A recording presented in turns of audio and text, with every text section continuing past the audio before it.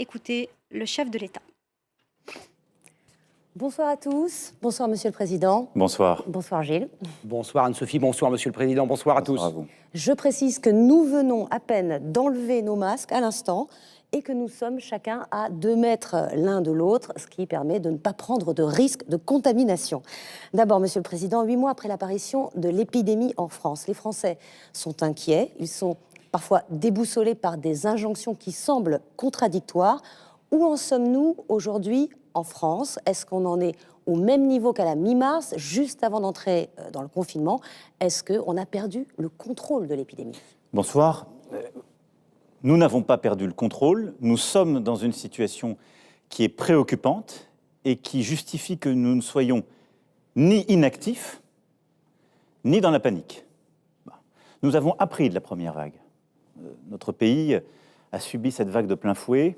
Un rapport, d'ailleurs, vient d'être rendu qui fait l'analyse de ce qu'on a bien fait, moins bien fait, mais qui a frappé toute l'Europe, le monde entier même.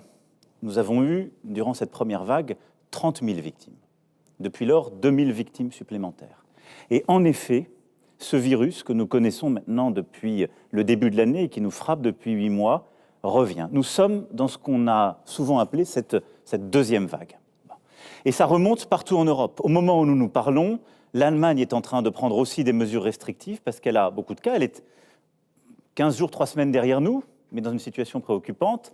L'Espagne, les Pays-Bas sont aussi dans une situation très préoccupante, avec même plus de cas rapportés à leur population que nous, et ont pris ces derniers jours des mesures très restrictives. Donc le virus repart, recircule très vite partout en Europe et dans notre pays. Maintenant, je pense qu'il est important, dès le début de notre échange, et pour tous nos concitoyens, de dire exactement ce que nous savons de ce virus. On sait qu'il tue. L'OMS le rappelait ce matin, 0,6% des gens qui sont touchés, 32 000 victimes en France.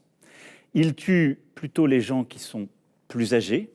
C'est vrai que 90% des gens qui sont morts, de nos concitoyens qui sont morts de ce virus, avaient plus de 65 ans. Il frappe plutôt celles et ceux qui ont aussi d'autres pathologies, un diabète, de l'hypertension, de l'obésité, mais on peut aussi ne rien avoir de tout cela et en mourir. Et il frappe de manière très injuste, encore plus dans les milieux les plus précaires, les plus pauvres. Mais une fois que j'ai dit ça, ce virus frappe toutes les catégories d'âge et il y a des formes très sévères à tous les âges. Au moment où je vous parle, nous y reviendrons, la moitié du nombre de Covid qui sont en réanimation ont moins de 65 ans. Au moment où je vous parle, nous avons des centaines de milliers de nos concitoyens qui ont eu ce virus, qui en sont sortis, qui sont en train de l'avoir, qui en sortiront, mais qui ont perdu l'odorat, le goût, qui auront des lésions, des poumons, parfois des conséquences cardiaques, gastriques, d'autres cérébrales, que nous ne comprenons pas parfaitement. Donc ce virus, il est dangereux et grave pour tout le monde. Maintenant, nous sommes aujourd'hui rentrés dans une phase où, en effet, il nous faut réagir. Nous mesurons chaque jour mieux. On fait entre 1,3 et 1,4 million de tests par semaine.